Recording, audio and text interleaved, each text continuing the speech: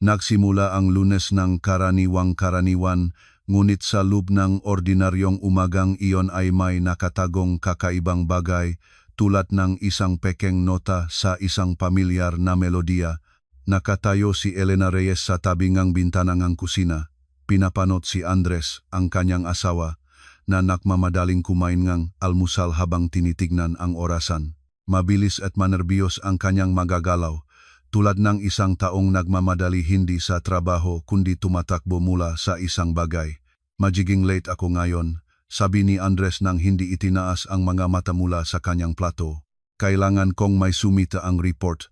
Alam mo naman, tumango si Elena habang patuloy na hinahalo ang kanyang kape kahit matagal nang natunaw ang asukal. Kamakailan lamang ay madalas siyang late at siya naman ay lalong madalas na nahuhuli ang kanyang tingin sa kanya, nagsisiyasat, mapagalinlangan, parang binabasa niya ang pagitan ng malinya ng kanyang maordinaryong salita. Kilala niya ang titik na iyon, naalala pa niya mula pa noong panahon ng kanilang pagkakilala nang si Andres ay selos sa buong mundo, ngunit noon ay mukhang pagpapakita ng pagmamahal ito, hindi hinala. Mama, bakit ganyan si Papa ngayon? Tanong ni Danica, lumabas sa kusina na may backpack sa balikat. Ang 16 na taong gulang na anak ni Elena sa unang kasal ay nagtataglay ng espesyal na sensitivity ng mga teenager na nagbibigay daan sa kanya na maramdaman ang pinakamaliit na pagbabago sa atmosfera ng pamilya, tulad ng isang seismograph na nagtatatala ng mga lindol sa ilalim ng lupa. Maraming trabaho lang, sagot ni Elena, at kahit siya mismo ay narinig kung gaano ito kapaniwala ang hindi, mabilis na itinaas ni Andres ang ulo. Hindi ako ganyan, sabi niya na may iritasyon. Pagod lang ako. At ikaw, Danica, mag-isip ka ng sarili mong mga marka imbes na mag-usap-usap tungkol sa mga usaping pangadulto. Nakibit balikat si Danica at lumabas sa pintuan, ngunit napansin ni Elena na huminto ang bata sa pasilyo, nakikinig sa usapan. Lagi namang nararamdaman ng mga bata kung may mali sa bahay, kahit maingat itong inililihim ng matatanda. Pagkatapos umalis ni Andres, nagiwan itong espesyal na katahimikan sa loob ng bahay, ang uringang katahimikan na makikita lamang sa mga tahanan kung saan ang mga tao ay tumigil ng magsalita ng bukas sa isa't isa. Lumabas si Aling Cording, biyanang si Elena, sa kusina ng tahimik, tulad ng isang multo na nagpapakita nang hindi mo siya inaasahan.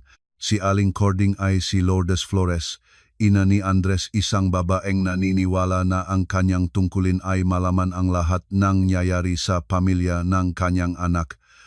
At ang kaalamang ito ay ginagamit niya bilang armas kahit hindi palagi ng sadya. Nagaway na naman ba kayo? Tanong niya na may kunwaring pagmamalasakit sa boses na halatang nagtatago ng kasiyahan. Hindi kami nagawe, sagot ni Elena, nagpapasimulang linisin ang mesa. Pagod lang si Andres.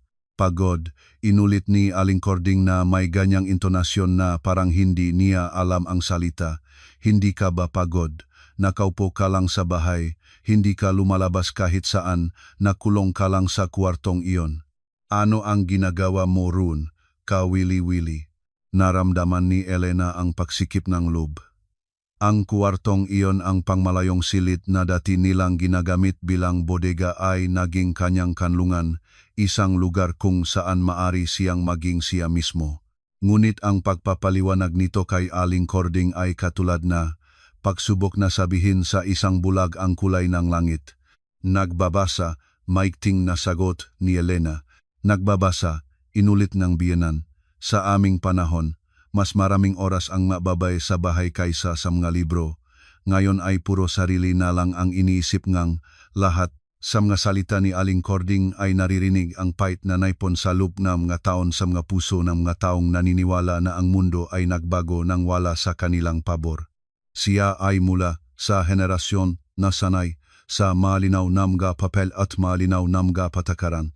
At ang modernong buhay ay mukhang kaguluhan sa kanya, kung saan ang bawat isa ay gumagawa ngang gusto niya. Hindi na nagpumilit na makipagtalo si Elena.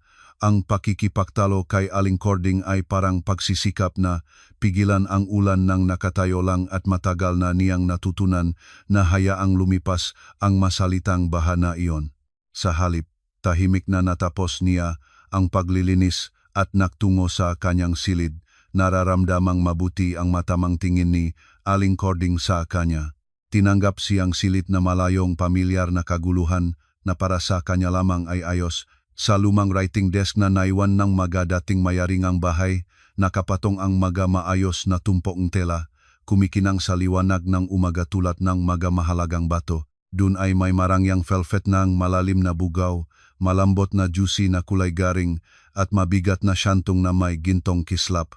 Bawat piraso ay may sariling kasaysayan, sariling layunin, at lahat ay alam ni Elena. Ang sewing machine, binili ng hulugan 3 buwan na ang nakakaraan, ay nakatayo sa tabingang bintana, at ang sikat ng araw na bumabagsak sa mga metal na bahagi nito ay gumagawa ng kaliwa-kaliwang kidlat sa mga dingding.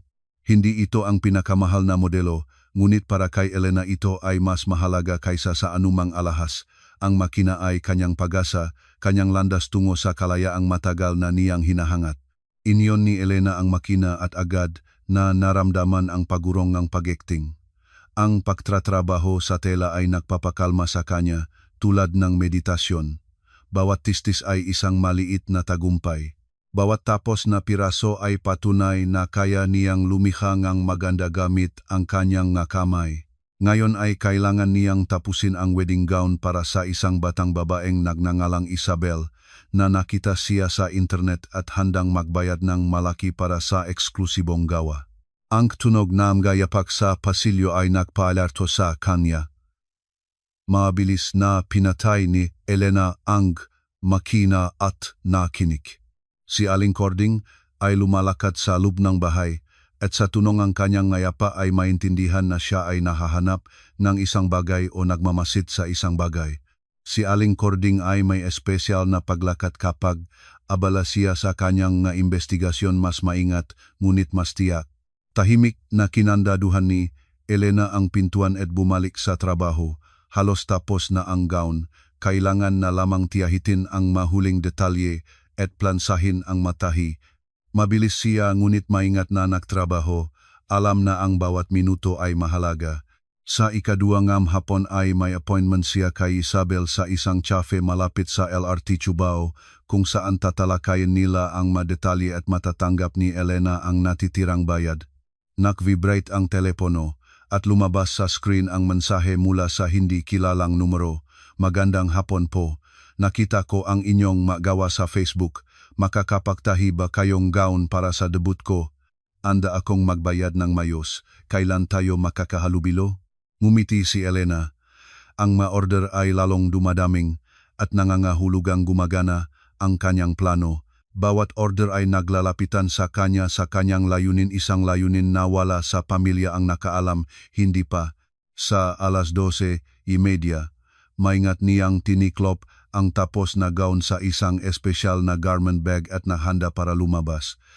Kailangan niyang piliin ang sandaling abala si Aling Cording sa sarili niyang magawain para makalusot sa bahay ng hindi napapansin. Ngunit tila nararamdaman ng biyenan kung kailan naghahanda si Elena na lumabas at lagi siyang nakakakita ng dahilan para mapigilan siya ng matanong, "Saan ka pupunta?" Tanong ni Aling Cording. Lumabas sa pasilyo sa eksaktong sandaling nagbibihis ng jacket si Elena. "Sa merkado," sagot ni Elena, nagsisikap na magsalita ng mahinahon.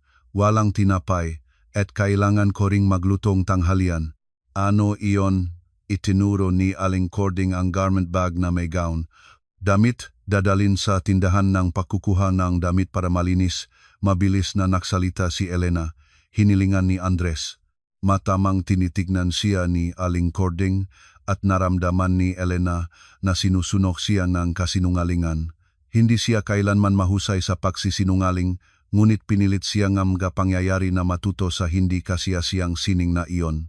Ang cafe malapit sa LRT Cubao ay isa sa mga establishmento na makikita sa bawat barangay sa lungsod, mapagpakumbabang ngunit maayos na lugar na nagseserbe ng maayos na kape at hindi nagtatanong ng kalabisan. Pinili ni Elena ang mesa sa sulok kung saan mabuting makikita ang pintuan at naghintay. 10 minutong nahuli si Isabel at sa bawat minutong hinihintay ay nararamdaman ni Elena ang paglaki ng kanyang kabalisahan. Sa wakas ay pumasok ang isang batang babae na may maliwanag na buhok at nagliliwanag ng mga matangang nobya na lalabas sa altar sa loob ng isang buwan. Si Isabel ay eksaktong gaya ng inisip ni Elena sa kanya sa pamamagitan ng mga usapan sa telepono bukas, emosyonal, puno ng plano at pag-asa. Elena po, tanong ng batang babae, lumapit sa mesa.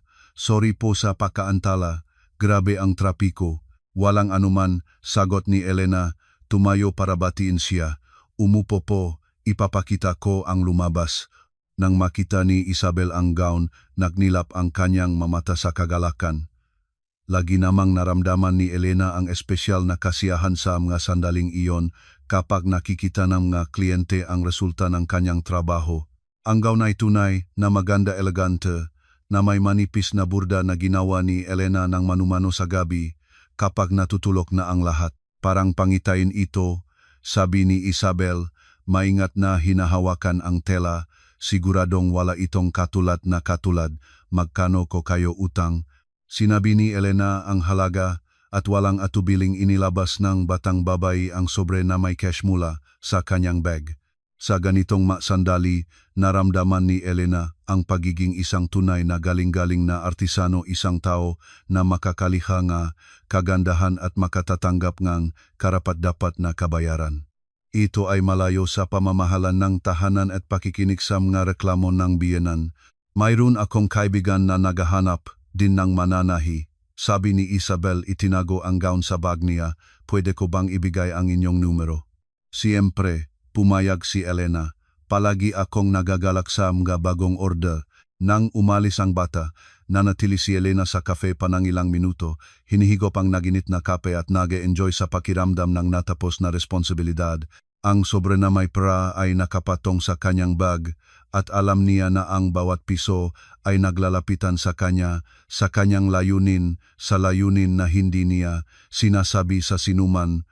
Dahil ayaw niyang makita sa mga mata ang kanyang mamahal sa buhay ang awa o mas masahol pa, ang kawalan ng pag-unawa. Sa daan patuwid sa bahay, dumaan siya sa palengke upang maging kapanipaniwala ang kanyang alibi at bumili ng pagkain para sa hapunan. Sa isipan ay unti-unting nabubuo na ang plano para sa mga susunod na araw, ang schedule ng trabaho sa mga bagong order, mga pagpupulong sa mga kliyente. Ang kanyang maliit na negosyo ay lumalago at ikinagagalak niya ito, ngunit sa parehong oras ay kinatatakutan. Habang mas matagumpay ang kanyang lihim na aktibidad, mas mahirap na itago. Sa bahay ay tinanggap siya ng tensyonong katahimikan. Nakaupo si Aling Cording sa kusina na may ganitong kahulugang ekspresyon na parang natuklasan lamang niya ang isang nakakatakot na lihim. Sa mesa sa harapan niya ay ang paketeng tela na natanggap ni Elena sa umaga sa pamamagitan ng LBC at nakalimutang itago. Ano iyon? Tanong ni Aling Cording, itinuro ang pakete. Tela, sagot ni Elena. Nagsisikap na mapanatili ang katahimikan. Gusto kong magtahing isang bagay para sa aking sarili. Mahal na tela, napansin ni Aling Cording. Anong pera ang binibili mo? Sa akin, maikting na sagot ni Elena.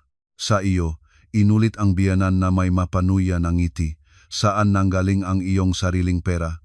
Nagbibigay si Andres sa iyo para sa bahay, ngunit sapat lang iyon para sa pinakakailangan. Saan nanggaling ang pera para sa ganyang mapagbili? Naramdaman ni Elena ang pagsisikip ni lahat sa loob niya mula sa galit at desperasyon. Lagi namang nalalaman ni Aling Cording kung saan tamang-tamaan ang matanong na imposibleng sagutin ng hindi nagsisinungaling o nagahayag ng lihim. Usapin ko iyon, sabi ni Elena, dumaan sa biyenan patungo sa ref. Usapin mo, itinataas ang boses ni Aling Cording. Sa bahay na ito, walang maaring maging usapin mo lamang. Pamilya tayo, at lahat ay dapat malaman ang nangyayari. Lalo na pagdating sa pera. Inilabas ni Elena ang pagkain mula sa ref at nagsimulang maglutong hapunan, hindi sumasagot sa mga panlalang tanong. Alam niya na ang anumang salita ay maaring gamitin laban sa kanya, kaya mas mabuting manahimik. Ngunit hindi titigil si Aling Cording. nakita-kita na may garment bag kanina, patuloying biyenan, at hindi ka pumunta sa tindahan ng pagkukuha ng damit. Nagtanong na ako, kaya nagsinungaling ka sa akin. Ang tanong lamang ay bakit? Mas mabilis na tumibay ang tibok ng puso ni Elena. Hindi niya naisip na maaring magtanong si Aling Cording. Ngayon ay nahalata na ang kasinungalingan at kailangan niyang gumawa ng bagong bersyon o sabihin ang katotohanan. Ngunit ang katotohanan ay hindi pa siya handang sabihin. Hindi pa. Pupunta sana sa kaibigan, sabi niya, hindi nagpapakita ng mukha kay Aling Cording. Anong kaibigan? Wala kang makaibigan. Hindi ka nakikisama sa kahit sino. Agad na sumagot si Aling Cording. At ito ay totoo, at alam ito ni Elena. Pagkatapos ang kasal at paglipat sa bahay na ito, nawala na siya sa halos lahat ng kaibigan. Hindi siya nagtatrabaho. Ang malumang koneksyon ay nagwakas. Ang mga bago ay hindi namuo. Ang kanyang mundo ay lumiliit sa laking ng bahay na ito at ng pamilyang ito. Ang tunong susi sa padlock ng pintuan ay nakputol sa hindi magandang usapan. Maaga pang bumalik si Andres, at sa tunong ang kanyang ngayapa ay malinaw na hindi maganda ang look niya. Handa na si Elena para sa bagong bahaging ang tanong at hinala. Ano ang nangyayari dito? Tanong ni Andres. Pumasok sa kusina at nakita ang nakatensyong mga mukhang asawa at ina. Itanong mo sa iyong asawa, sabi ni Aling Cording na may ganitong tono na parang nakasala si Elena ang krimen. Bumibili siyang mahal na tela gamit ang hindi alam kung anong pera at nagsinungaling tungkol sa tindahan ng pagkukuhang damit. Tumingin si Andres kay Elena nang matagal at sa tingin na iyon ay mababasa ang pagod, iritasyon at isang bagay pa na hindi niya matukoy. Lena, ano ang nangyayari? Tanong niya. Tama ba si nanay? Nagtatago kang isang bagay? Naramdaman ni Elena na ang kanyang maingat na itinayong mundo ay nagsisimulang gumuho. Gusto niyang sabihin ang katotohanan, ipaliwanag na ginagawa niya ito para sa lahat sila, para sa kanilang kinabukasan, ngunit natigil ang masalita sa kanyang lalamunan. Paano may paliwanag ang hindi pa niya lubos na naunawaan sa kanyang sarili? Paano makukwento ang natakot at pag-asa na matagal na niyang tinatago? Wala akong tinatagong kahit ano, sabi niya sa wakas, ngunit ang boses ay mukhang hindi kapanipaniwala kahit sa kanyang sarili. Wala, inulit ni Andres, at sa kanyang boses ay lumabas ang nota na kilala at kinatatakutan ni Elena. Paano mo kung gayon may paliwanag kung saan namumula ang para sa mahal na mga pagbili? Paano mo may paliwanag kung bakit nakulong ka sa kwartong iyon? Paano mo may paliwanag kung bakit naging ganyan kang palihim? Bawat tanong ay parang isang hampas at naintindihan ni Elena na mas magiging masahol pa ito. Ang mahinala na naramdaman niya sa nakaraang malinggo ay lumabas na ngayon sa ibabaw at kailangan nitong harapin. Ngunit hindi niya alam kung paano. Gusto ko lang ni kaunting personal na espasyo, sabi niya, alam ang kabalbalan nito. Personal na espasyo, inulit ni Andres na may mapait na ngisi, sa pamilya ay walang personal na espasyo na nagtatago sa iba. Asawa at asawa tayo, hindi dapat magkaroon ng maklihim ang isa sa isa. Gusto sanang tumutol ni Elena, sabihin na ang bawat tao ay may karapatan sa lihim sa loob na mundo na pag-aari lamang niya, ngunit alam niya na hindi ito maunawaan ni Andres. Para sa kanya, ang pamilya ay isang organismo kung saan lahat ay dapat na bago at bukas. Ang hapunan ay lumipas sa mabigat na katahimikan na mas magsasalita kaysa sa anumang salita. Si Danica, na bumalik mula sa paralan, ay agad na naramdaman ang atmosfera at nagsikap na mabilis na tapusin ang pagkain at umalis sa kanyang silid. Si Aling Cording ay nagtagumpay na nanahimik, masaya na ang kanyang hinala ay napatunayan. Si Andres ay malungkutin na hinuhukay ang pagkain gamit ang tinidor, paminsan-minsan ay nagtatapon ng mapagalinlangang tingin sa asawa. Sa gabi, nang pumunta na ang lahat sa kani-kanilang mga silid, nakaupo si Elena sa kanyang silid at nag-iisip kung gaano pa siya katagal makakatagal sa laruan ng mga lihim na ito. Bukas ay mayroon siyang iskediul na pagpupulong kay McCoy, ang designer na tumutulong sa kanya sa mga sketch para sa mga komplikadong order. Isang batang talented na lalaki na nagtatrabaho sa isang fashion house ngunit kumukita ang dagdag gamit ang mga pribadong order. Ang kanilang pakikipagtulungan ay nagsimula nang bigla sa pamamagitan ng isang kasamahang kilala sa online, ngunit mabilis na naging produktibong partnership. Naunawaan ni Elena na kung malalaman ni Andres ang kanyang pagpupulong sa batang lalaki, ito ay maunawaan ng ganap na iba kaysa sa katotohanan kung ano ito.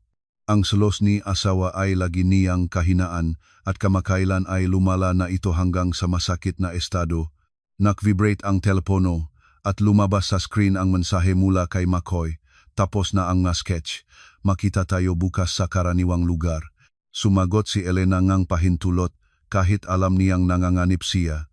Ngunit nang wala ang sketch ni McCoy, ang kanyang magawa ay magiging karaniwan lamang at sa kanila ay magiging obra maestra at ang obra maestra ay kinikilala ng mas mataas na halaga. Sa likod ng dingding ay narinig ang boses ni Andres at ng kanyang ina. Tahimik silang nagsalita, ngunit emosyonal at nahulaan ni Elena na ang usapan ay tungkol sa kanya. Si Aling Cording ay malamang na nagbabahagi ng kanyang obserbasyon at hinala at si Andres ay maingat na nakikinig at gumagawa ng konklusyon. Humiga si Elena sa higaan, ngunit hindi dumating ang tulog. Nahiga siya at nag-iisip na ang bukas ay magdadala ng bagong tanong, bagong hinala, bagong pagtatangka na matuklasan ang katotohanan. At ang katotohanan ay mas komplikado at sa parehong oras ay mas simple kaysa sa kanilang iniisip. Gusto lang niyang mabuhay, gusto niyang magkaroon ng kinabukasan, gusto niyang huwag mapagsamantalahan ng mapangyayaring maaring magbago anumang oras. Ngunit sa ngayon ay hindi pa siya handang sabihin ito sa pamilya habang ang kanyang lihim ay ang tanging bagay na pag-aari lamang niya sa bahay na ito, kung saan ang bawat hakbang ay minomonitor, ang bawat salita ay tinitimbang, ang bawat kilos ay sinusuri. Nagsimula ang Huwebes nang si Andres para sa unang pagkakataon sa matagal ay natira sa bahay mula sa trabaho. Nakaupo siya sa kusina na may tasa ng kape nang lumabas si Elena para magalmusal. Ang kanyang presensya sa bahay sa oras ng trabaho ay naramdaman na kakaiba, tulad ng murang furniture na biglang nakpalitan ng lugar. May sakit ka ba? Tanong ni Elena. Nagbubuhos ng tsaa para sa kanyang sarili, nagsisikap na hindi ipakita kung gaano siya nababahala sa biglaang pagbabago ng plano. Nagpahinga, maikting na sagot ni Andres, hindi itinaas ang tingin mula sa diaryo na malinaw na hindi niya binabasa. Marami kaming naipong gawaing bahay. Tumango si Elena, ngunit sa loop niya ay lahat ay kumikirot sa paggabahala. Ngayon ay may appointment siya kay McCoy sa parke at ngayon ay magiging mas mahirap ang paglabas ng bahay nang hindi kapansin-pansin. Si Andres ay hindi kabilang sa mga lalaking umupo sa bahay at nanonood ng TV. Kung natira siya, nangangahulugang may konkretong layunin siya. Anong uring ang gawain? Tanong niya. Nagsisikap na bigyan ng walang pakialam na tono ang boses. Iba't iba, sagot nga asawa, sa wakas ay itinaas ang mga mata sa kanya. Sa tinging iyon ay may bagong bagay, mapagmatiyag, parang hindi siya tumitingin sa asawa kundi sa isang suspek. Matagal na akong gustong ayusin ang balkonahe, ngunit wala talaga akong oras. Alam ni Elena na ang balkonahe ay ayos na sa loob ng isang linggo na, tulad ng karamihan ng mga gawaing bahay na karaniwang ginagawa ni Andres tuwing Sabado at Linggo. Kaya ang tunay na dahilan ng kanyang presensya sa bahay ay iba at hinuhulaan niya kung alin iyon. Lumabas si Aling Cording sa kusina na kadamit na nakakaiba para sa umaga ng Huwebes. Andres, anak, nag-iisip ako tungkol sa ating usapan kahapon. Sabi niya, umupo sa mesa at makabuluhang tinitignan ang anak. Marahil ay dapat na talagang malaman natin kung ano ang nangyayari. Ang kawalan ng katiyakan ay mas masahol pa kaysa sa lahat. Naramdaman ni Elena ang pagpapatakbong ngipin sa kanyang likod. Kaya tunay ngang pinag-usapan nila siya kagabi at ngayon ay may plano na sila. Inubos niya ang tsa at tumayo mula sa mesa, nagsisikap na hindi ipakita ang kanyang pagkabahala. Saan ka pupunta?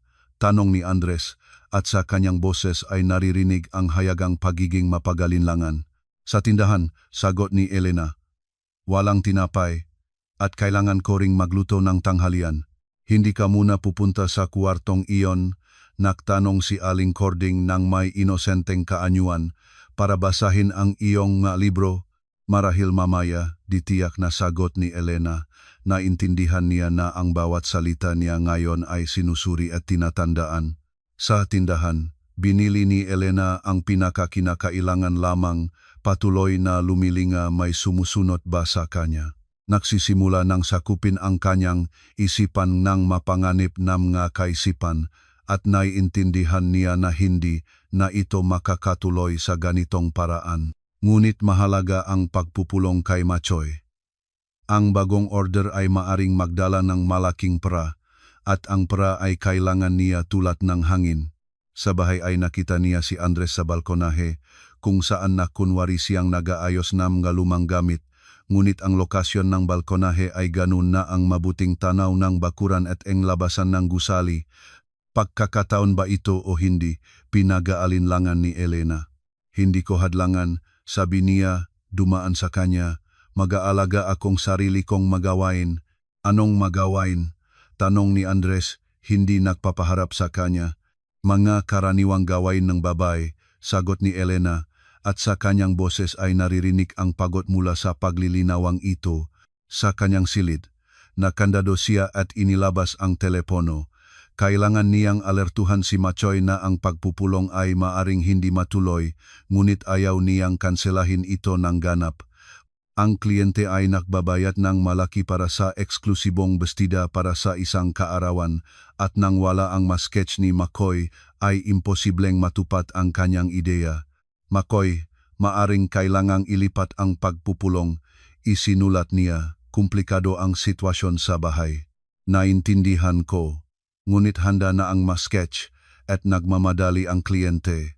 Subukan pa rin ba natin? Mabilis na sagot ni Machoy. Tumingin si Elena sa orasan. 2 oras pa ang natitira bago ang pagpupulong at sa panahon na iyon ay kailangan niyang makaisip ng paraan para makalabas ng bahay ng hindi napapansin. Alam niyang nanonood si Andres, ngunit hindi niya maring bantayan ang lahat ng labasan ng sabay-sabay. Sige, isinulat niya. Susubukan kong makarating. Iniyon niya ang saying machine at nagsimulang magtrabaho sa isang simpleng order na maring gawin sa bahay. Ang tunong nga makina ay dapat na kumbinsihin ang makasambahay na siya ay abala sa kahaniwang mga gawain at wala siyang planong lumabas. Ngunit pagkaraan ng kalahating oras ay kailangan niyang patayin ang makina dahil kumatok ang pintuan. Lena, maari ba akong pumasok? Narinig ang boses ni Andres. Sandali, sagot niya. Mabilis na itinago ang hindi tapos na damit.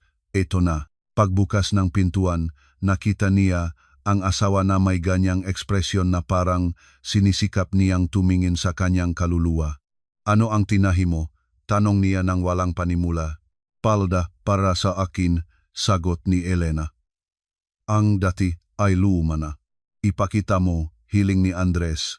Inilabas ni Elena ang hindi tapos na palda na malalim na bugaho na tela na tunay na sinimulan niyang tahi para sa kanyang sarili nung nakaraang linggo. Magandang tela, napansin ni Andres, hinahawakan ang material, mahal siguro. Hindi naman nagsinunghaling si Elena. Sa sala na bili, tumango si Andres, ngunit ang kanyang mamata ay nagsasabi na hindi siya naniniwala sa kahit isang salita niya. Maingat na tiningnan niya ang silid, humihinto sa bawat detalye, parang minamemorandum ang kapaligiran upang may hambing sa ibang pagkakataon. Sige, hindi na kita hadlangan, sabi niya sa wakas, ngunit hindi nagmamadaling umalis. Andres, sabi ni Elena, nagpasya na maging bukas. Ano ba ang nangyayari? Bakit mo ako tinitignan tulad ng isang kriminal? Hindi ka ba kriminal? Tanong niya. At sa kanyang boses ay lumabas ang sakit. Bakit kung gayon ang lahat ng mga lihim na ito, bakit hindi mo matapatan akong sabihin ang iyong ginagawa? Naramdaman ni Elena na kumikirot ang kanyang puso dahil sa kanyang tono. Tunay siyang nagdurusa, ngunit hindi niya mapagaan ang kanyang pagdurusa nang hindi ganap na inihahayag ang kanyang lihim. At sa ito ay hindi pa siya handa. Wala akong lihim, sabi niya ng tahimik.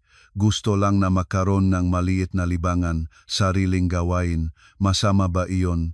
Ang libangan ay hindi tinataguan sa asawa, sagot ni Andres. Ang libangan ay hindi nangangailangan ng ganitong at ganitong mga lihim. Umalis siya nang hindi naghihintayng sagot.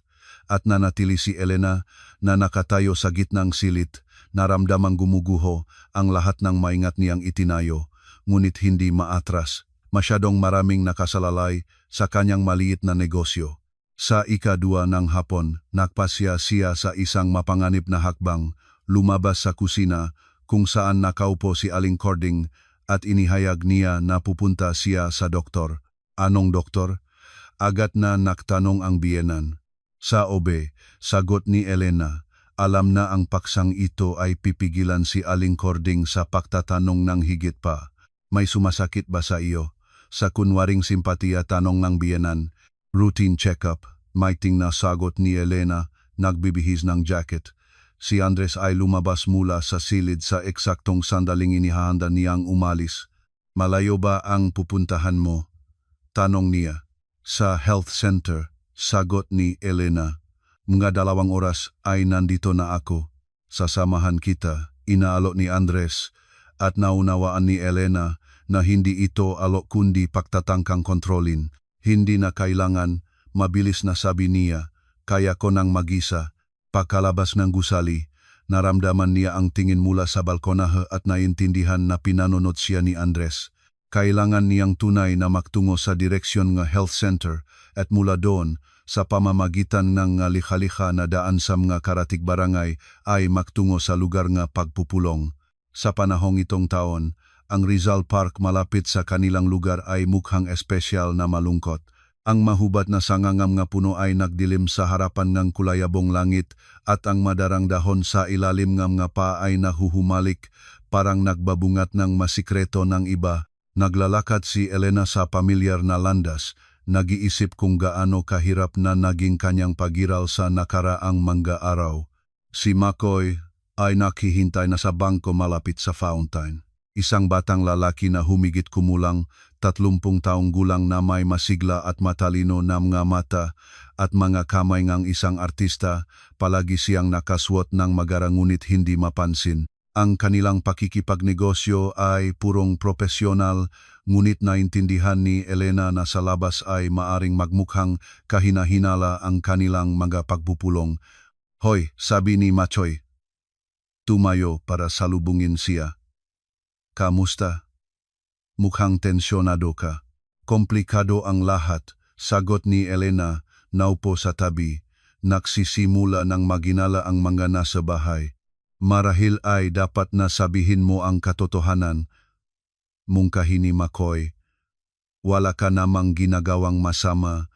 Sa kabaliktaran, lumilikha ka nga magagandang bagay. Hindi mo kilala ang aking pamilya.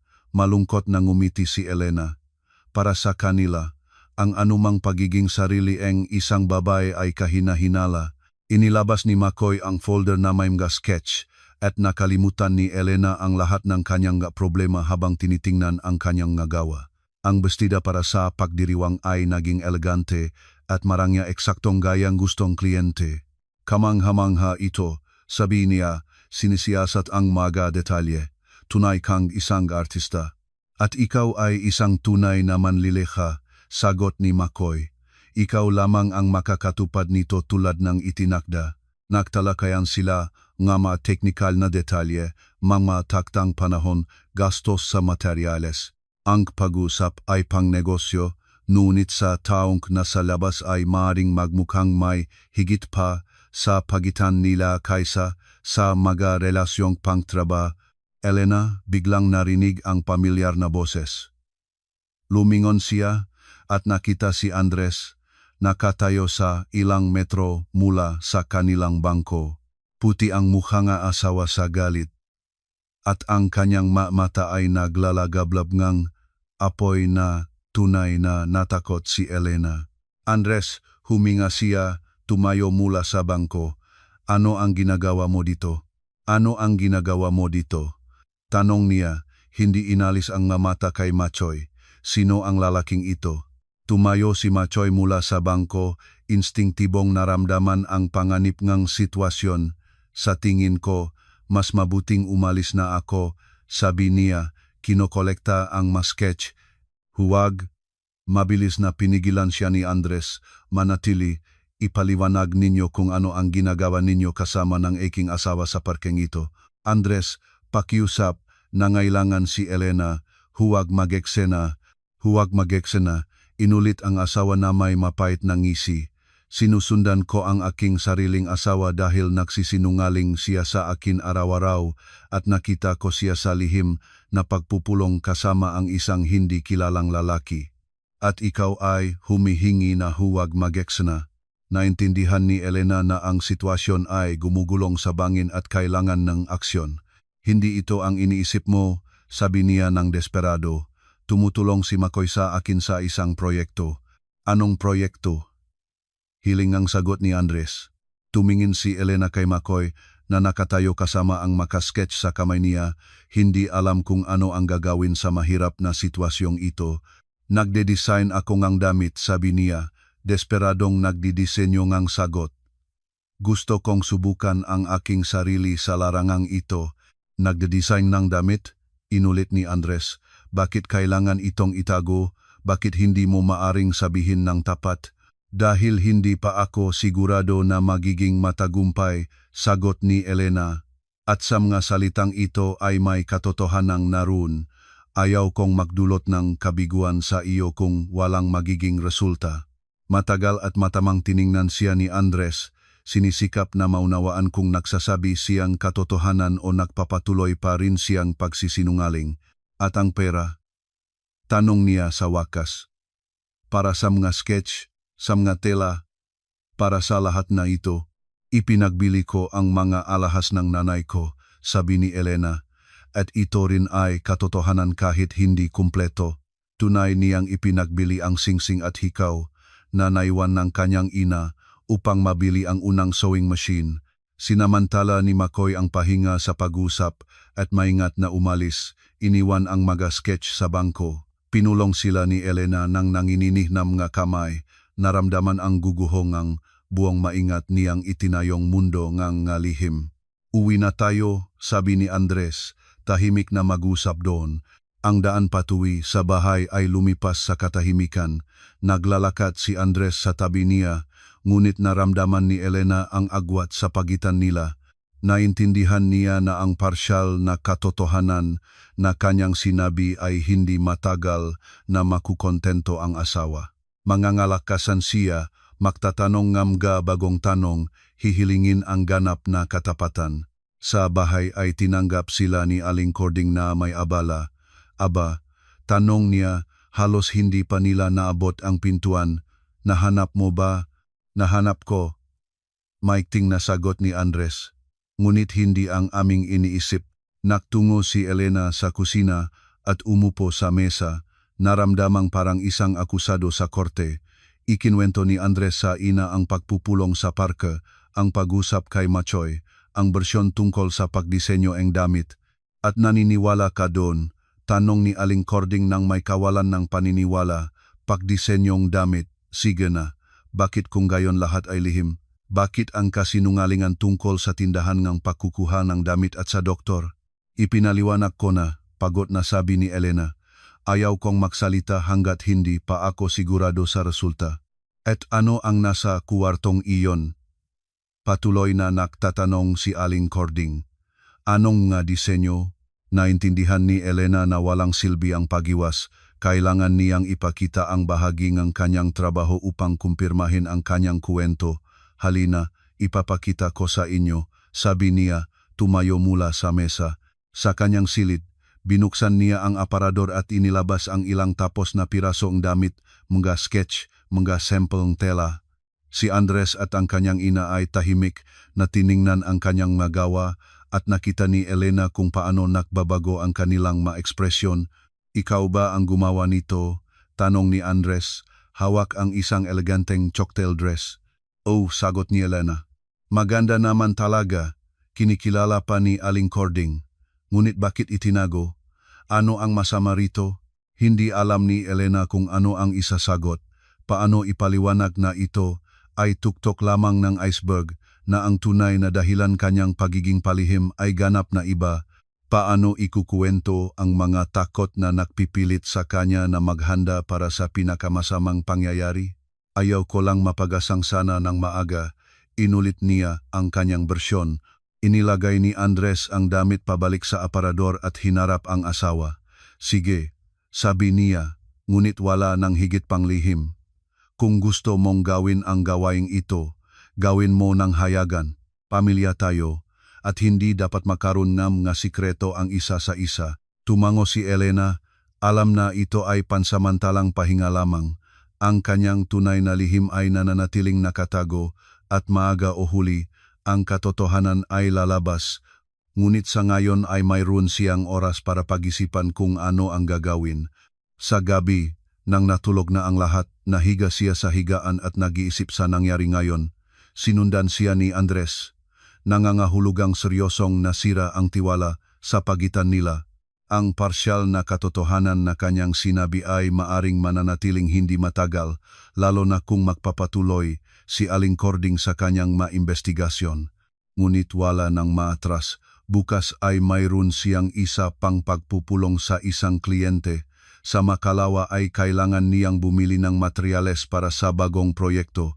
Nagpatuloy ang buhay, at kasama nito ay nagpatuloy ang kanyang lihim na ngayon ay naging mas mapanganib na.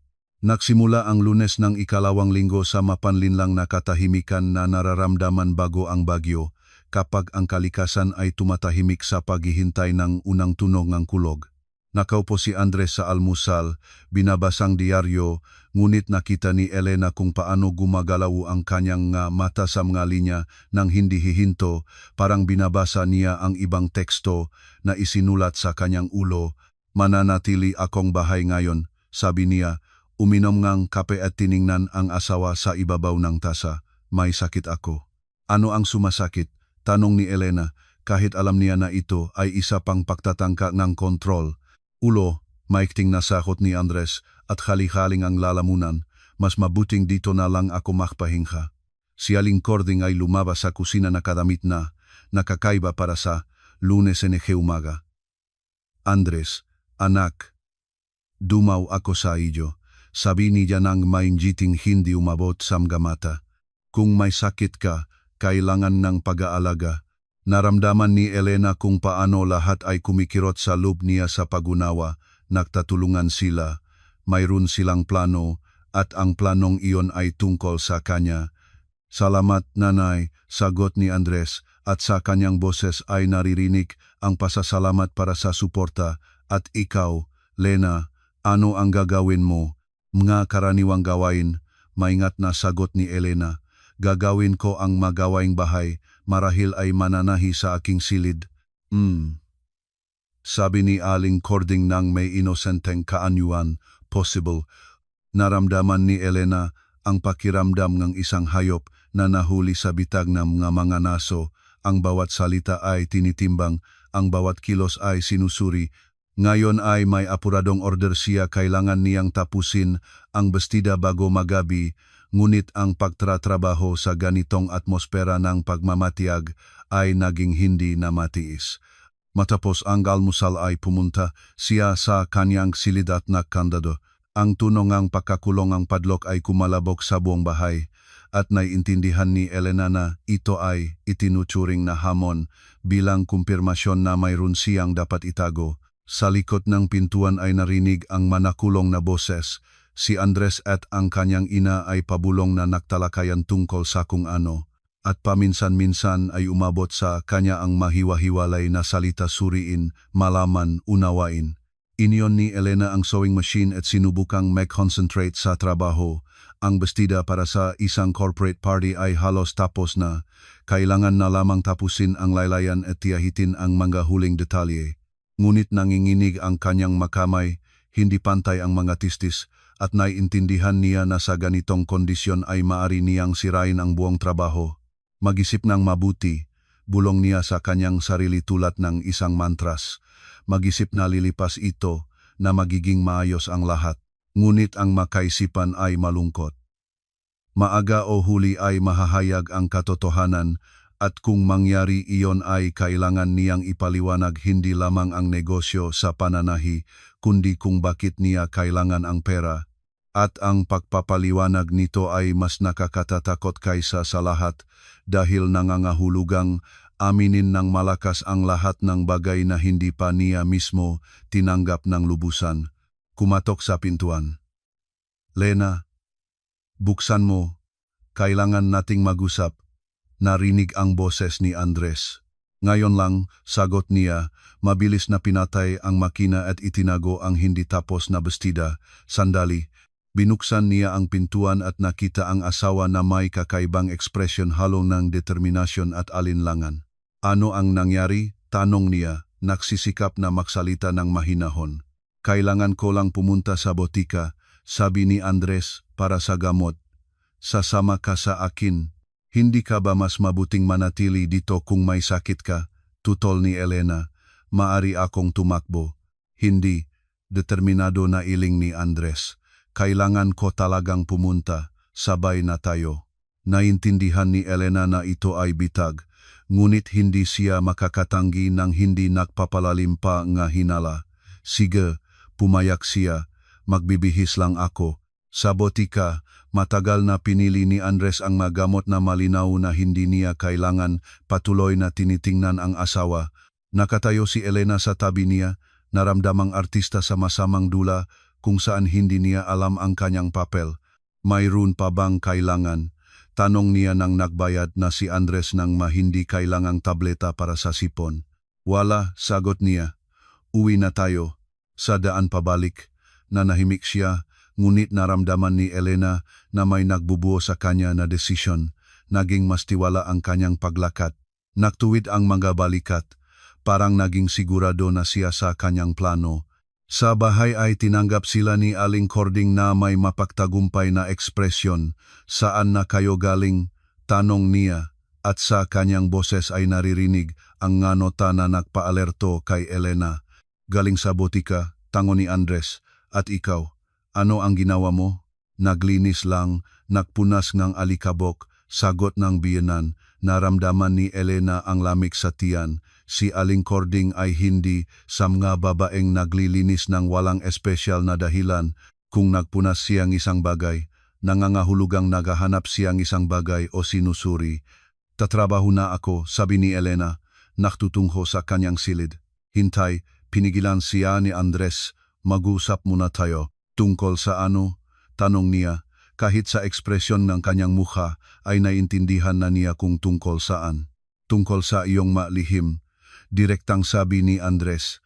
Pagod na ako sa pahula kung ano ang itinatago mo. Gusto kong malaman ang katotohanan. Sinabi ko na sa inyo ang katotohanan, sagot ni Elena. Nananahi ako, nagdedisenyo.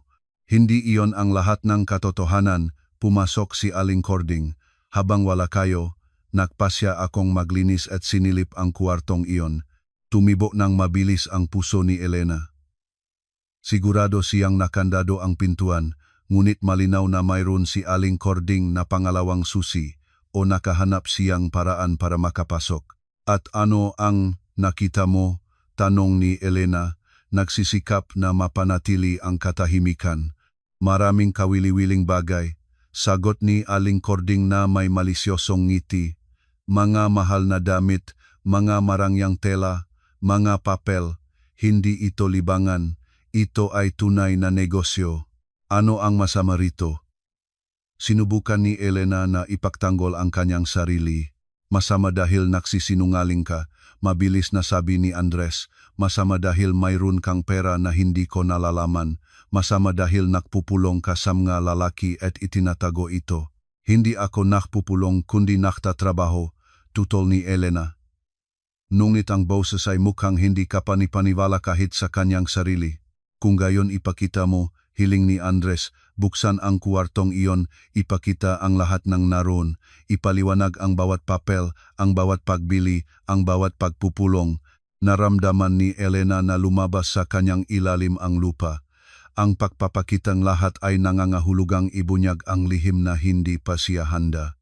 Sa mga papel sa silid ay may mga medikal na sertipiko, mga resulta ne pagsusuri, mga sulat ne onjologo. Lahat ng maingat niyang itinago sa pamilya. Ito ang aking personal na espasyo, sabi niya ng desperado. May karapatan ako sa privacy. Sa pamilya ay walang privacy. Matigas na sagot ni Andres. Buksan ang pintuan. Hindi, matibay na sabi ni Elena at kahit siya mismo ay nagulat sa kanyang determinasyon. Anong ibig sabihin ngang hindi? Sumabog si Andres at ang kanyang mukha ay namula sa galit. Asawa mo ako. Ito ang ating bahay at may karapatan akong malaman ang nangyayari sa bawat silid. Wala kang karapatan, sagot ni Elena, at sa kanyang boses ay lumabas ang manota ng desperasyon. Ang bawat tao ay may karapatang magkaroon ng lihim. Lihim mula sa asawa, inulit ni Andres, at ang kanyang mukha ay namulo sa galit. Lihim na pagpupulong sa mga lalaki, mga nakatagong kita. Maling-mali ang iyong pagunawa, namanglaw si Elena. Kung gayon, ipaliwanag mo ng tama, sumigaw si Andres. Buksan ang pintuan ngayon. Umatras si Elena patungo sa silid at nakatayo sa harapan ng pintuan, tulad ng isang bantay. Hindi, inulit niya. Pagkatapos ay ginawa ni Andres ang hindi niya inaasahan. Itinulak niya siya sa isang tabi at sinalubong ang pintuan gamit ang kanyang balikat. Andres, ano ang ginagawa mo? Sumigaw si Elena. Ang dapat kong gawin ng matagal na. Bumulalabas sa kanyang bibig habang muli siyang sumuntok ng balikat sa pintuan. Si Aling Cording ay nakatayo sa tabi na may ekspresyon ng masamang kasiyahan sa mukha. Hinintay niya ang sandaling ito kapag ang pasensyang anak ay napunit na at ngayon ay ini-enjoy niya ang tanawin. Buksan mo ang pintuan ngayon, paulit-ulit ni Andres. Alam namin kung ano ang ginagawa mo doon. Nangatal ang pintuan sa ilalim ng kanyang suntok. Ang kandado ay hindi para sa ganitong kalaking puwersa at naiintindihan ni Elena na sa loob ng ilang minuto ay hindi na ito makakayanan. Tigil ka, umiyak siya. Pakiusap, tigil ka. Ngunit si Andres ay wala ng kakayahang tumigil. Ang mabuwan ng hinala, kawalan ng tiwala at kawalan ng katiyakan ay nagapula sa bulak na galit na ito ang pagwasak. Ang bawat suntok sa pintuan ay suntok sa kanilang relasyon, sa tiwala, sa pagmamahal na minsan ay naktatali sa kanila. Sumuko ang pintuan na may malakas na pagugoy, tulad ng paguho ng huling pader sa pagitan ng katotohanan at ng kasinungalingan. Sinalakay ni Andres ang silid at si Aling Cording, nakangisi, ay pumasok kasunod, handa na ma-enjoy ang pagbubunyag ng manugang. Ngunit ang ngiti ay mabilis na natulok sa kanyang mukha nang makita nila ang nasa silid. Ang unang nahalata nila ay ang sewing machine sa tabi ng bintana na paligiran ng mga maayos na tumpok ng tela at mga tapos na piraso ng damit, ngunit ito ay hindi ang pinaka-aegis kong nakita. Sa mesa, sa gitna ng mga sketch at mga sample, ay mga medikal na dokumento. Mekanikal na kinuha ni Andres ang isa sa kanila at nagbasa. Sulat ng onchologo, nagbasa siya ng malakas, at ang kanyang boses ay nanginginig, inirerekomendang agarang gamutin. Kinuha ni Aling Cording ang isa pang papel, resulta ng biopsy, bulong niya, at ang kanyang muka ay pumuti, malignanteng pagbabago. Nakatayo si Elena, sa gitnang sirang silit at umiyak hindi sa hiyang pagbubunyag, kundi sa ginhawa. Sa wakas ay hindi na niya kailangang magsinungaling, umiwas, gumawa ngang magabagong kwento. Ang katotohanan ay nakalatag sa harapan nila sa mesa, nakakatakot at hindi mapanghihiwalayan. Lena, huminga ng malalim si Andres at ang papel ay nahulog sa kanyang makamay. Ano ang ibig sabihin nito? Nangangahulugang mamamatay ako, simpleng sabi niya, at ang masalitang iyon ay tumalab sa silid tulad ng isang hatol. Hindi ako mamamatay, nagwawasto siya sa kanyang sarili. Maari akong mamatay kung hindi ako magpapalunas. At ang lunas ay nakakahalaga ng pera na wala tayo. Lumubog si Andres sa upuan, tulad ng nawalan ng lakas ang kanyang nga paa. Si Aling Cording ay nakatayo na bukas ang bibig, hawak ang papel na may halaga ng chemotherapy. Bakit hindi ka nagsabi? Tahimik na tanong ni Andres, bakit itinago mo? Dahil natakot ako, tapat na sagot ni Elena. Natakot na maging isang pasanin, natakot sa awa, natakot na sisimulan ninyong pakitunguhan ako bilang isang may sakit at hindi bilang isang buhay na tao. Kaya't lihim akong kumikita ng pera para sa lunas. Naintindihan ko, sabi ni Andres. Kaya naman, bawat bestida, bawat order, bawat pagpupulong kay Makoy, lahat iyon para sa pera, para sa chemotherapy. Dahan-dahang umupo si Aling Cording sa kama, hindi pa rin makapaniwala sa narinig. Gaano katagal mong alam ito? Tanong niya na may nanginginig na boses. 3 buwan na, sagot ni Elena, mula Agosto. 3 buwan, inulit ni Andres. At sa kanyang boses ay tumalap ang pagkagulat. 3 buwan mo itong pinasan ng mag-isa. Gusto kong maayos ng mag-isa, paliwanag ni Elena. Ayaw kong malungkot ang inyong lahat ng maaga pa. Nag-isip ako, kikita ako ng pera para sa lunas, gagaling ako, at hindi malalaman ng sinuman. Hindi malalaman, mapait na tumawa si Andres. Akala namin ay nagtataksil ka sa amin, nagtataksil ka sa akin. Nagsisinungaling ako, pumayag si Elena. Ngunit hindi sa paraang iniisip ninyo. Biglang umiyak si Aling Cording. Tahimik, halos walang tunog, ngunit bumabaha ang mga luha sa kanyang mga pisngi. Patawad, sabi niya sa gitna ng mga luha. Patawad, tanga akong matanda. Naisip ko na gusto mong sirain ang anak ko, at ikaw naman ay, gusto ko lang mabuhay. Tinatapos para sa kanya ni Elena. Tumayo si Andres at lumapit sa asawa. Niyakap niya siya ng maingat, parang natatakot na masira siya. Bakit hindi ka nagtiwala sa akin? Tanong niya. Inilublob ang mukha sa kanyang buhok. Bakit napagpasiyahan mong hindi kita maunawaan? Dahil hindi ko mismo naunawaan, tapat na sagot ni Elena. Dahil hindi ko alam kung paano pag-usapan ito, dahil mas madali ang magkunwaring walang nangyayari. Kaya pala, sabi ni Andres ng praktikal. Magkano ang kailangan para sa lunas? Nabanggit ni Elena ang halaga at humipo siya. Malaki, inamin niya, pero kaya pa.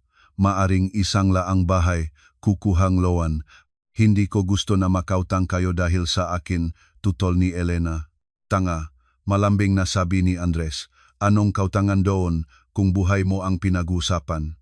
Winagas ni Aling Cording ang kanyang mga mata at tumayo mula sa kama.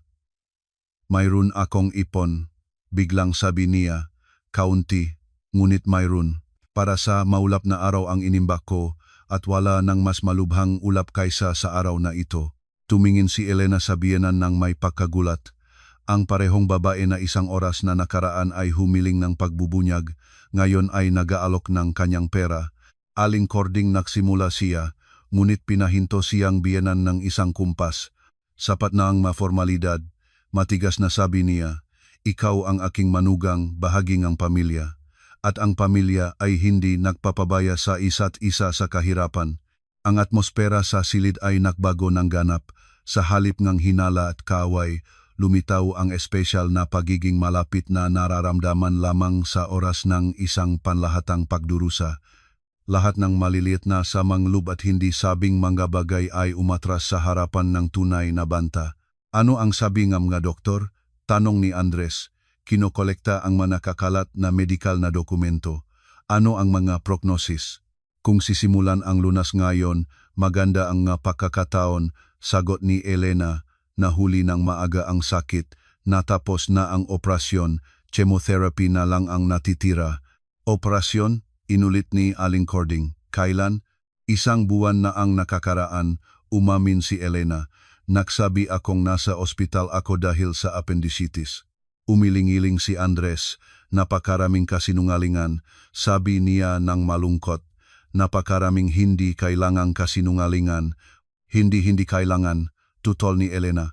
Kailangan. Mari, matibay na sabi ni Andres. Mari kang naktiwala sa amin, mari kang naksabi na katotohanan mula sa simula. At ano ang mahbabaho? Ang pera ay hindi dadami, sagot ni Elena, at ang lahat ay mababahala. Sa halip ay hindi mayroon ang kaabalahan na itong hinala, sagot ni Andres. Hindi mayroon ang sirang pintuan at nasira ng tiwala. Tumango si Elena, naiintindihan na siya ay tama, ngunit imposibleng baguhin ang nakaraan, maari lamang itong itayo, ang kinabukasan batay sa bago, kumpleto na katotohanan. Ano na ngayon? Tanong niya. Ngayon ay gagamutin tayo. Determinado ang sagot ni Andres. Bilang buong pamilya, lahat tayo. At wala nang higit pang lihim. Lumapit si Aling Cording kay Elena at niyakap siya ng hindi inaasahan. Patawad sa matandang hangal, bulong niya. Patawad sa lahat ng hinala, sa lahat ng masasamang bagay na inisip ko. Hindi ninyo alam, sagot ni Elena, tumugon sa yakap, walang sinuman ang nakaalam. Ngayon alam na namin, sabi ni Andres. At magbabakasakali tayo ng makasama. Lumabas ang malamig na pawis sa makabilang panig, ngamga ito sa pakaunawa kung gaano sila kalapit sa kasakunaan. Sana palang mas kaunti at maaring bumaksak ang pamilya dahil sa kawalan ng tiwala at hindi sabing mabagay. Ngunit ang katotohanan, gaano man ito katakot, ay naging nagliligtas.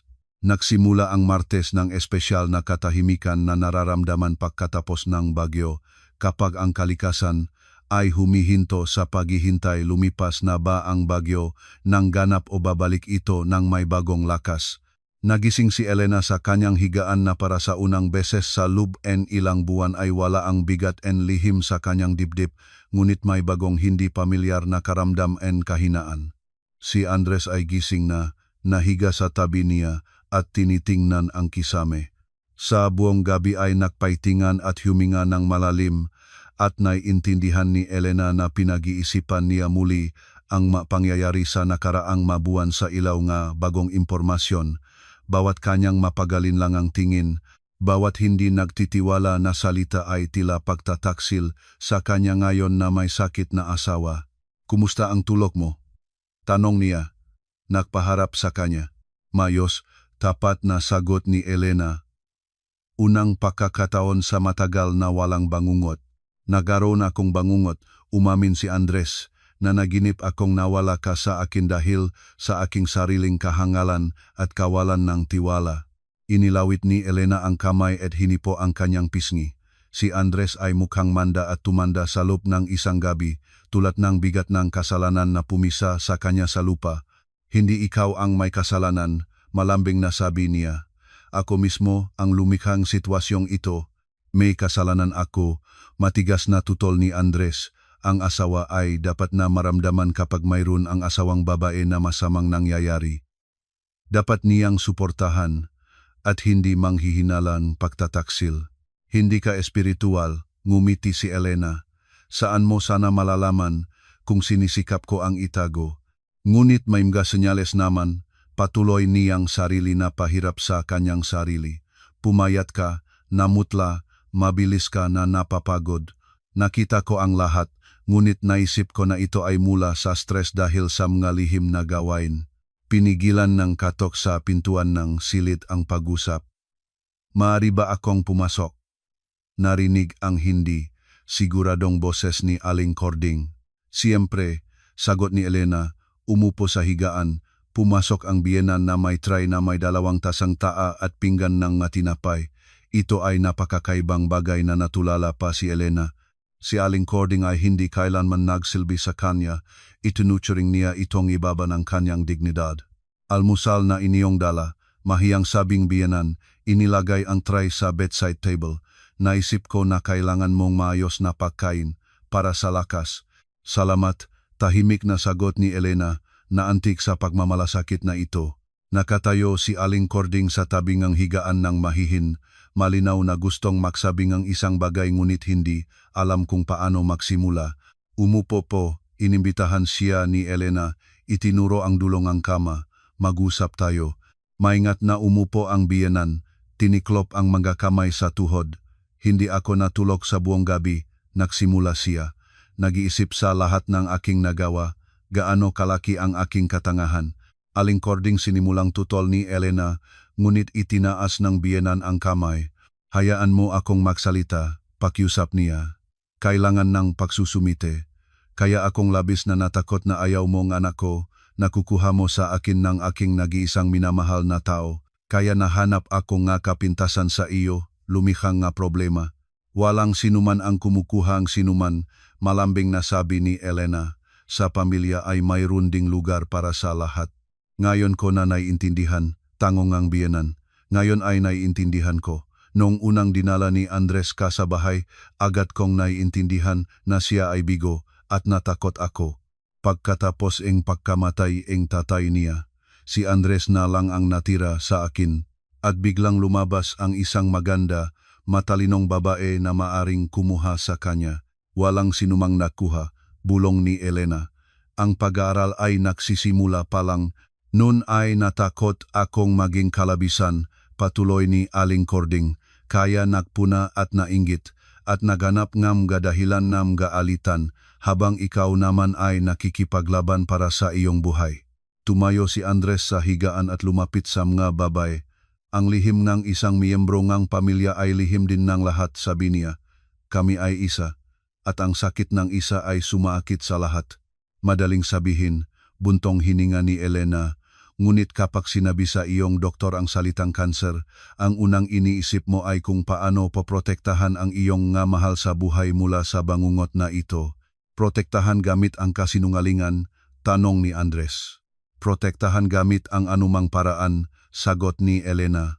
Hindi mo imahinasyon kung ano ang nangyayari sa isipan mo kapag sinabi ng doktor ang salitang iyon.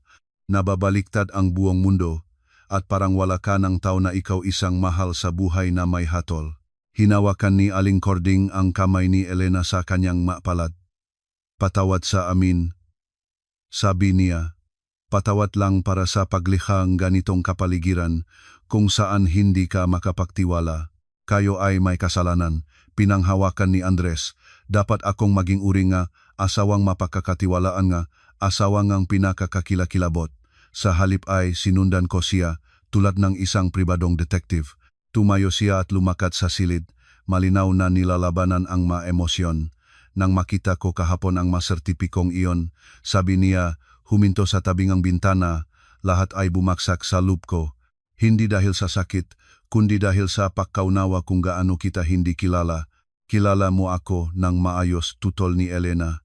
Itinago ko lamang ang isang bahagi ng aking sarili.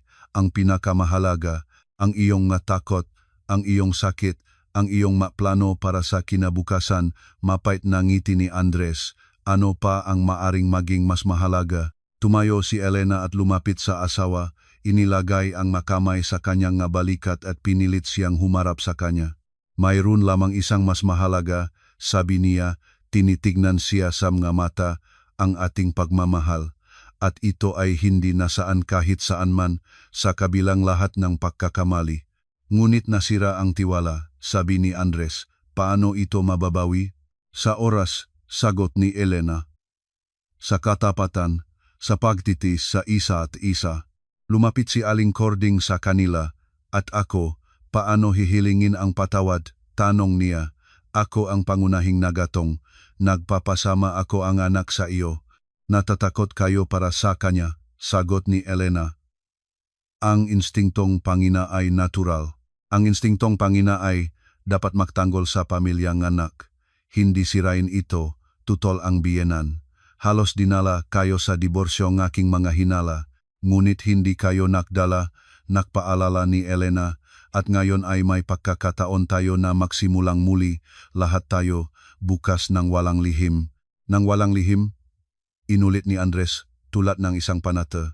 Mula ngayon at magpakailanman, anuman ang mangyari, haharapin natin ito ng magkasama.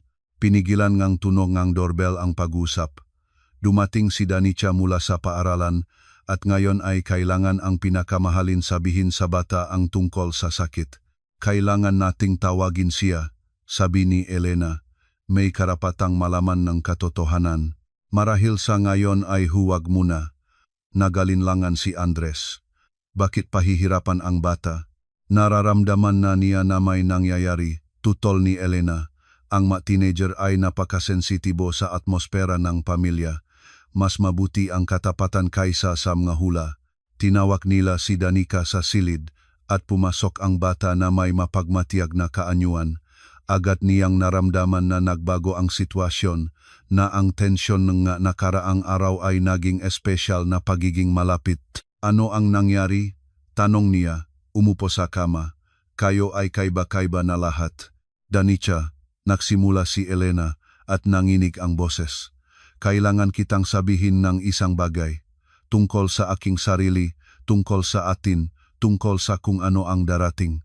Naktuwid ang bata, instinktibong naghahanda sa masamang balita. May sakit ako, simpleng sabi ni Elena. Mayroon akong cancer, ngunit lulunasin ito. At kung gagawin natin ang tama, magiging maayos ang lahat. Namutla si Danica, ngunit hindi umiyak. Siya ay kabilang sa mga batang sa kritikal na mga sitwasyon ay nagiging mas mature kaysa sa kanilang edad. Gaano nakatagal? Tahimik na tanong niya. 3 buwan ko na itong alam, sagot ni Elena. Itinago, dahil ayaw kong malungkot ang inyong lahat. Kaya naman malungkot ka, naunawa ang sabi ni Danica. At kaya naman selos si Papa, hindi niya alam na may sakit ka. Tama, tumango si Elena, nagugulat sa katusuhang iyon ng anak. Ano na ngayon? Praktikal na tanong ng bata. Ngayon ay gagamutin tayo, sagot ni Andres, bilang buong pamilya, at magiging mayos ang lahat. Tumayo si Danica at niyakap si Elena ng mahigpit, tulad ng isang adulto. Huwag nang magkasakit pa, bulong niya. Hindi naman maganda para sa akin nang wala ka. Susubukan ko, nangako si Elena. Naramdaman ang pagtataas nga luha sa kanyang lalamunan. Ang natitirang bahaging araw ay lumipas sa mga pag-usap tungkol sa kinabukasan, tungkol sa mga plano sa lunas, tungkol sa kung paano babaguhin ang buhay ng pamilya. Inako ni Aling Cording ang lahat ng gawaing bahay. Paulit-ulit na sinasabi na dapat magpahinga si Elena. Pinag-aralan ni Andres sa internet ang impormasyon tungkol sa chemotherapy, sa mga side effects nito at mga paraan ng pagpapababa nito. Si Danica naman ay nag-aaral din ng mga medical na artikulo. Sa gabi, nang natulog na ang lahat, nakaupo si Elena sa kanyang silid na nagtatrabaho, inaayos ang mga dokumento at mga plano. Ang pintuan ay bukas ng buo, nagsisinipalo ng bagong panahon ng pagiging bukas sa pamilya. Pumasok si Andres sa kanya na may tasa ng herbal tea. Kumusta? Tanong niya, inilagay ang tasa sa mesa. Kakaiba ang pakiramdam ko, umamin si Elena. Parang nabitawan ko ang isang mabigat na bag, ngunit hindi ko alam kung ano ang gagawin sa mga napalayaang balikat. Mamamayani ka sa kanya, ngumiti si Andres. Sa katapatan ay mabilis ang pagkakalimitang. Ito ay sa kasinungalingan na kailangan mong mag-adjust. Pinapatawad mo ba ako? Tanong ni Elena. Para sa lahat ng pagsisinungaling, sa kawalan ng tiwala, pinapatawad ko, walang pag-aalangang sabi ni Andres. At pinapatawad mo ba ako para sa mga hinala, sa pagsubaybay, para sa hindi ko paglikhang kapaligiran ng tiwala? Pinapatawad, tumango si Elena. Niyakap nila ang isa't isa, at sa yakap na iyon ay hindi lamang kapatawaran kundi isang bagong simula, batay sa katotohanan at mutual na pagtanggap. Nagsimula ang Sabado ng 2 linggo sa hindi pamilyar na kaguluhan sa bahay, ngunit ito ay mabuting kaguluhan, punong kahulugan at isang karaniwang layunin. Nagising si Elena sa mga tunog mula sa kusina, kung saan masigla si Aling Cording na naglulutong isang bagay, umawit ng matandang kanta. Ang awit na ito sa bahay ay hindi na narinig sa loob ng maraming buwan, at tumalab ito tulad ng simbolo ng pagbabalik sa buhay. Gigising ka? Tanong ni Andres. Pumasok sa silid na may tasang ng kape. Umagang nagluluto si nanay. Sabi niya, kailangan ng maayos na pagkain bago magsimula ang lunas. Umupo si Elena sa higaan, tinanggap ang mainit na tasa. Sa labas ay umaamo ang malabong ulan, ngunit sa loob ng bahay ay maliwanag at maaliwalas tulad ng init ng pamilya na nakpalaya sa katanghaling taglagas. Anong oras sa doktor? Tanong niya. 11:00, sagot ni Andres. Handa na ang lahat ng dokumento, na-process na ang mga referral. Magkasama tayong lahat pupunta. Kahit si Danica. Nagulat si Elena. Lalo na si Danica, ngumiti si Andres. Sinabi niya na gusto niyang makilala ang doktor sa mukha upang kontrolin ang kalidad ng lunas. Natawa si Elena. Sa mga araw na iyon, tunay na naging mas mature si Danica, naging mas seryoso, ngunit sa parehong oras ay mas mapagmalasakit. Kahapon ay nagdala siya sa kanya ng tumpok ng medical na artikulo na nahanap sa internet at seryosong nagpapaliwanag ng mga kalamangan ng iba't ibang paraan ng chemotherapy. Sa kusina ay tinanggap sila ni Aling Cording na nagtatakdangang mesa na may ganitong kaanyuan parang naghahanda para sa isang selebrasyon. Magalmusal kayo, sabi niya, itinuro ang maupuan. Nagluto akong lahat ng kapaki-pakinabang para sa immune system. Sa mesa ay may tunay na piging masariwang prutas, masalad ng gulay, homemade na cottage cheese, herbal tea na may pulot-pukyutan. Naintindihan ni Elena na ipinahahayag ng biyenan ang kanyang pagmamalasakit at hangad na tumulong sa ganitong paraan. Aling Cording, nagluluto kayo ng labis, sabi niya. Hindi na kailangan ng ganong pagsisikap. Kailangan. Determinadong tutol ang biyenan. Ngayon ang aking pangunahing layunin ay gumaling ka at para doon ay kailangan ng mayos na pagkain, pahinga at hindi pag-aalahain ang iyong sarili. Lumabas si Danica sa kusina na nakadamit na may seryosong kaanyuan. Mama, ginawa ko ang listahan ng mga tanong, sabi niya, iniabot kay Elena ang isang papel. Para hindi mo makalimutan na itanong sa doktor. Kinuha ni Elena ang listahan at namangha sa pagiging masinsinan nito. Tunay na pinag-aralan ng bata ang usapin. Seryoso kasama ang mga tanong tungkol sa mga side effects, tungkol sa pagkain sa panahon ng lunas, tungkol sa posibilidad ng patuloy na trabaho. Magaling, sabi niya, niyakap ang anak, tunay na katulong.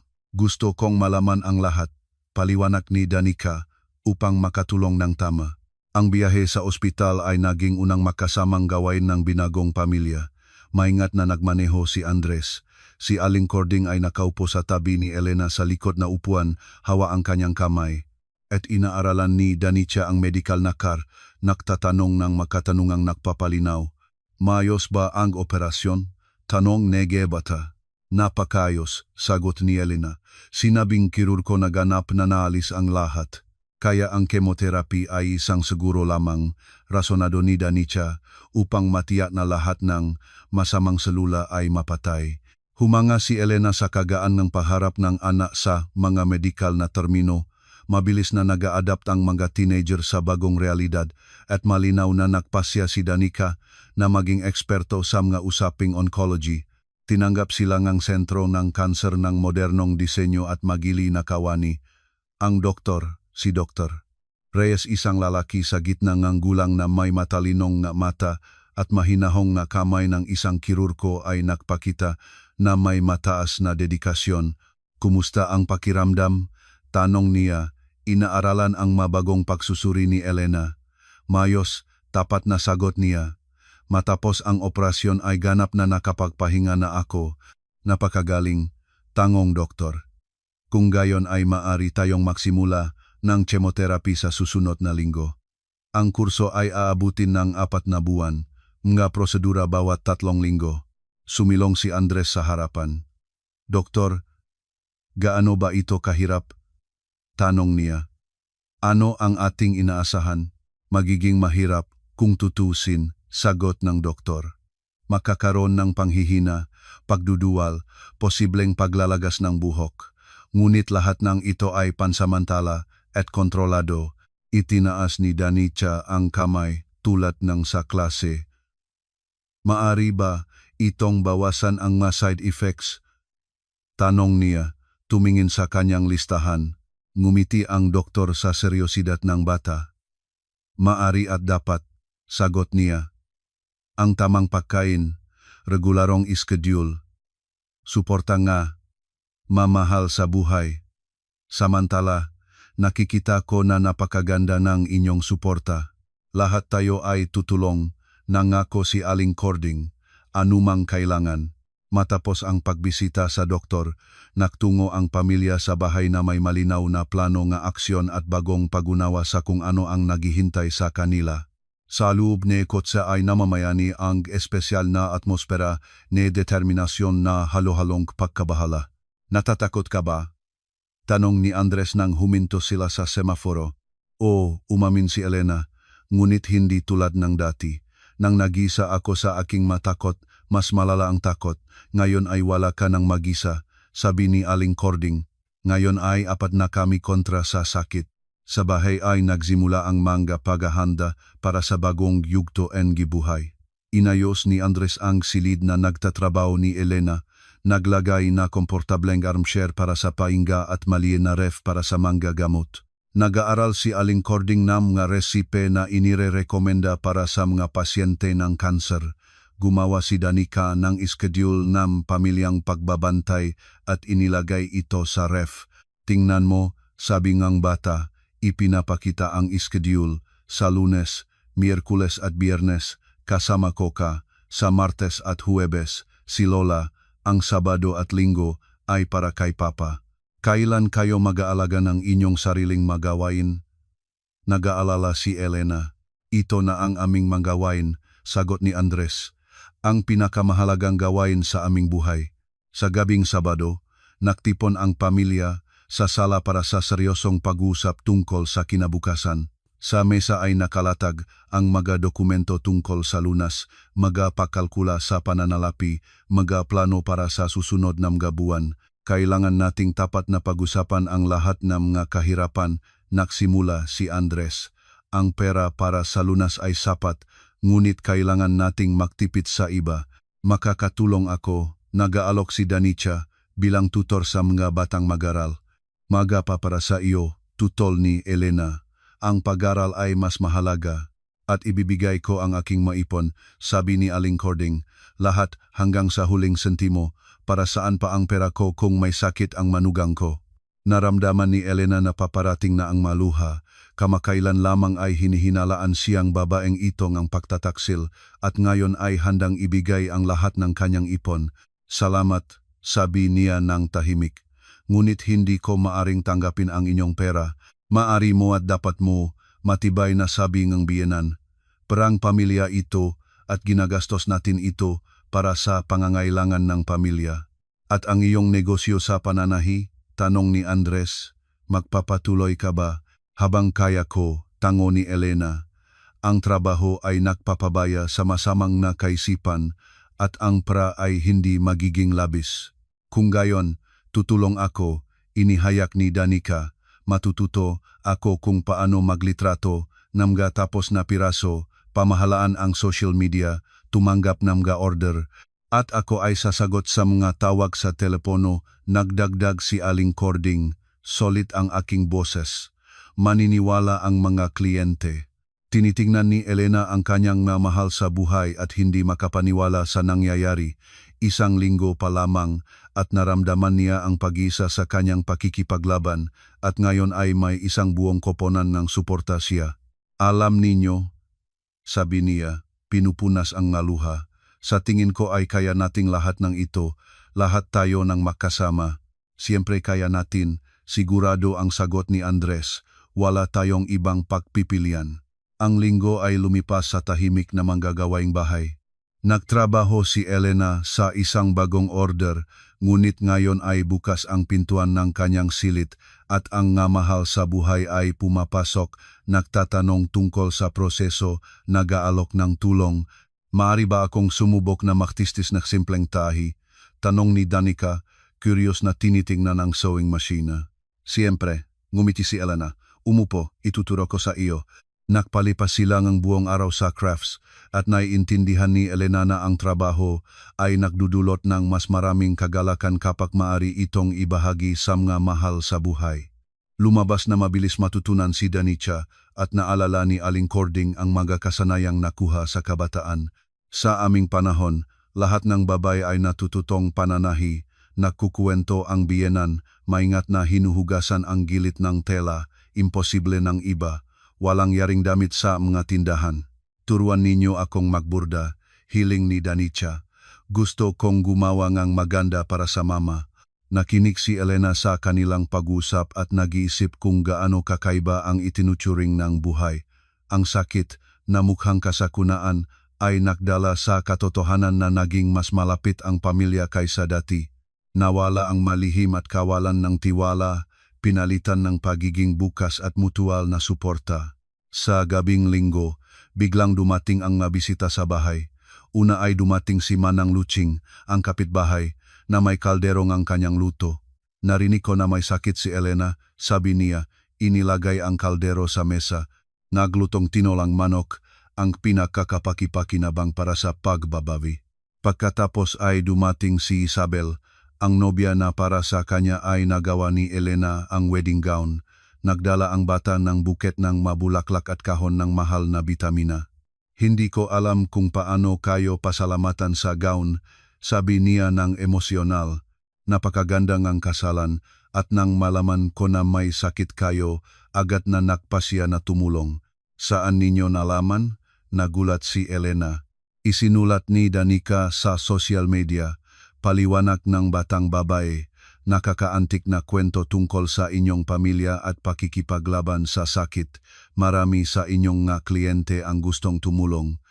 Tumingin si Elena kay Danica nang may pakagulat. Danica, ano ang ginawa mo? Tanong niya. Gumawa ako ng grupo ng suporta, ipinagmamalaki ng bata.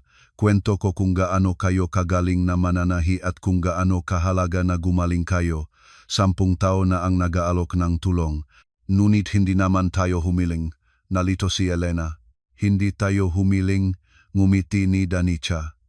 Ang matao mismo ang gustong tumulong kapag nakita nila ang tunay na pamilyang makasamang nakikipaglaban.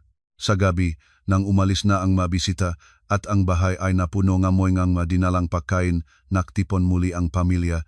Sa mesa ay nakalatag ang mabisita card ng doktong inirekomenda ng kapitbahay, mga numero ng taong handang tumulong, mga alok ng mga bagong order.